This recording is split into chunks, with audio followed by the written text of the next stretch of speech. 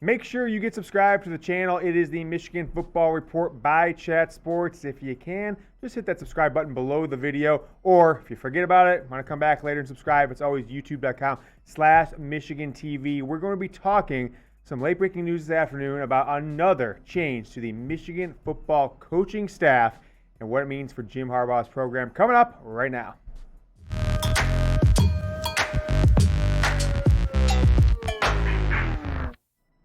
Welcome into the show. I am your host, as always, James Yoder, with some news out of Ann Arbor about another potential coaching change, which we expect to be official here in the next several hours, potentially several days. But we're very confident in this report that Michigan co-defensive coordinator and cornerbacks coach Maurice Linguist, if you want to go with his full name, is set to become the new head football coach at the University of Buffalo.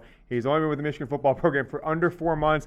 Came in after one season with the Dallas Cowboys as their secondary coach, which in one wasn't going to be retained. The secondary for the Cowboys didn't do that well, but was seen as definitely an asset on the recruiting trail, made a big impact all spring long. Got a couple of Michigan's commitments, including Will Johnson, to really enjoy what he brought to the table from a recruiting perspective. But nevertheless, we expect this to be named in the next couple days at least. If it goes till Monday and this hasn't been announced officially, I would be very surprised. So we're going to get into this more, what it means, who could be some replacements, and is this an indictment on Jim Harbaugh's program or not? But I'll ask you this question. Give me your one-word reaction to Mo Linguist leaving Michigan football after 4 months on the job. Of course, assuming this becomes official, people can change their mind. That could potentially happen. But we're very confident that this is taking place, that he's agreed in principle, and now some T's and I's are being crossed and dotted. So give me your one-word reaction. Comment below on Mo Linguist leaving the University of Michigan football program.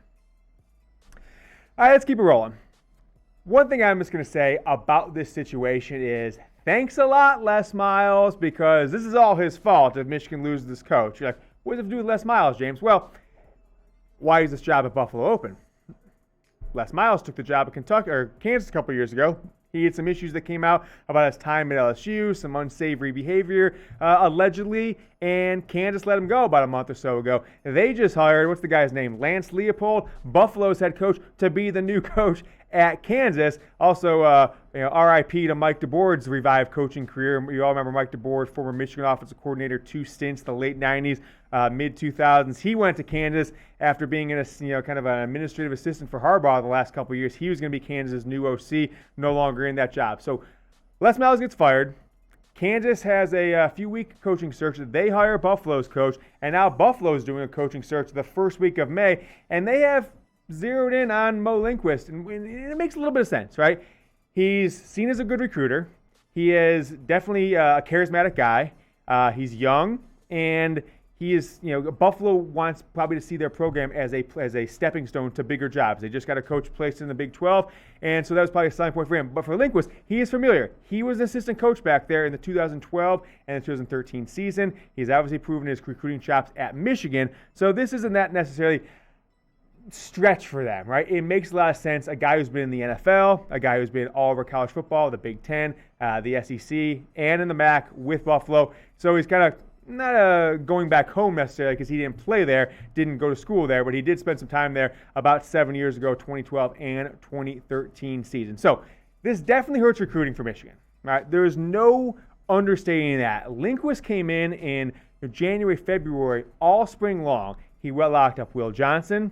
He definitely made an impact with several other very high-level defensive players. Got Cody Jones out of the state of Tennessee, and he has been probably the player that I have seen talked about by recruits on social media, in articles and interviews, that he has made the biggest impact in their recruiting, getting them to consider Michigan. He's all over the phones. You saw players his first 2-3 weeks in the job saying, just got off the phone with him, just got off the phone with him. So it's definitely going to hurt on recruiting, but he wasn't hired for his coaching on the field. So I don't necessarily believe that you will see this negatively impact Michigan in 2021, right?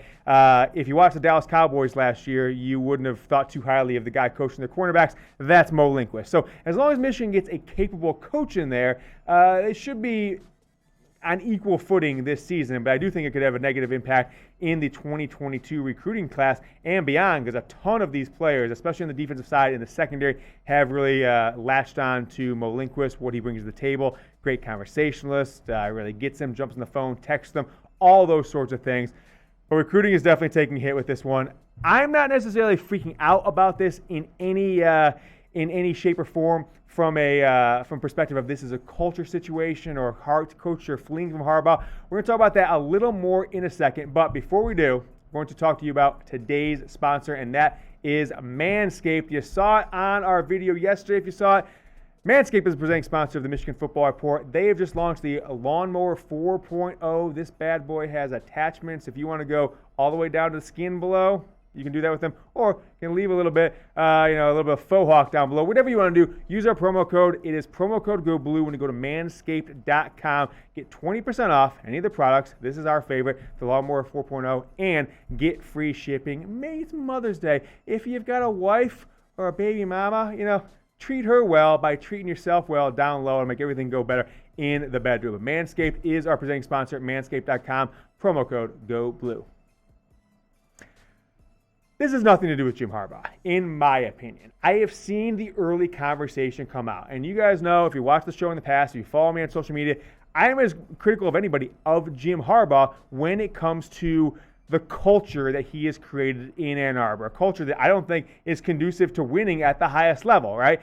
Look at the time Jim Harbaugh had with the 49ers and Stanford. I mean, think about this. His defensive coordinator, who was with him with the 49ers, and I believe he was with them for a couple of years at Stanford, Vic Fangio, is now an NFL head coach, right? Greg Roman, his offensive coordinator at both Stanford as a quarterback, co-offensive coordinator, and then the 49ers, he is the best offensive coordinator, one of the 2 or 3 best offensive coordinators in the game with the Baltimore Ravens, right? That's who he had in his prior 2 coaching stops.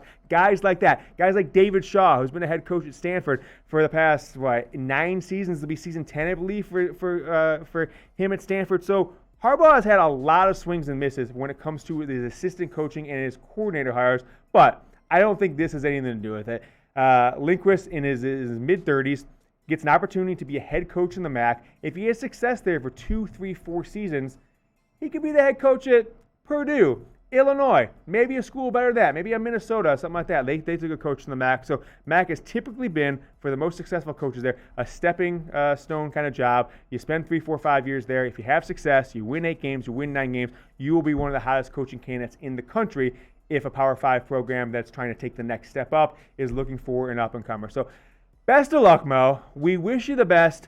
Only 4 months on the job, a little less than 4 months, so it seems a little bittersweet. And I do think there will be plenty of Michigan's opponents, Ohio State fans, Penn State fans, Michigan State fans, they'll want to paint this in a very negative light, okay? They'll try to say, oh, Harbaugh's chasing off coaches. He didn't want to get away from Harbaugh. This has nothing to do with that. He's going to be a head coach at a Group of 5 school.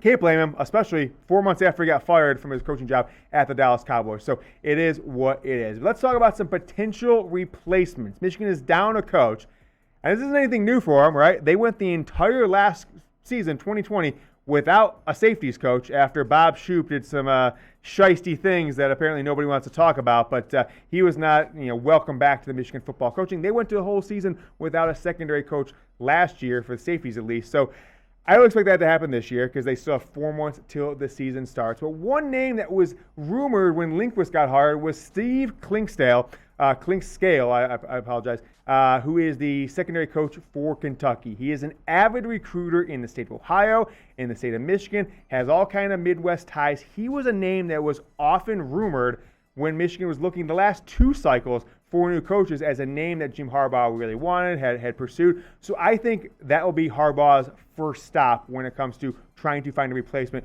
for Maurice Linguist. But hey, how about Marcus Ray, okay? He is somebody who has certainly would be an asset in recruiting, maybe a little bit of a liability in recruiting because he kind of pops off sometimes, but has been coaching in the high school level and junior high level for quite a long time. all kinds of connections in the state of Ohio. He's back in Columbus where he grew up. I think he's a very personal guy. If you've ever listened to him on his radio appearances, or the short time he did have a show in Ann Arbor, WTKA, I think he does a good job. I think he loves Michigan. Now, he's been very critical of Jim Harbaugh, so maybe they have to kind of mend that together. But hey, Mike Hart was very critical of Jim Harbaugh. Mike Hart, now Michigan's running back coach. And, a couple months ago, if you guys remember, back in January, December timeframe, who tweeted out support? Hire Marcus Ray. None other than Charles Woodson saying, go hire Marcus Ray to be Michigan's secondary coach. But what I'm saying, just hire Charles Woodson, okay? He was with ESPN.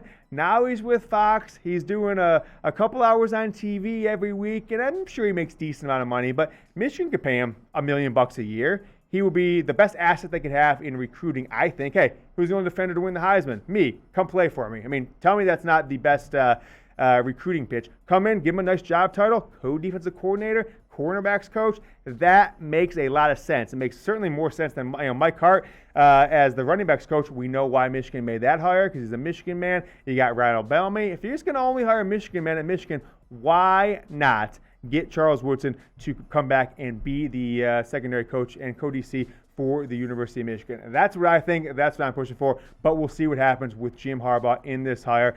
You've watched the Michigan Football Report from Chat Sports. We will see you next time. Go Blue.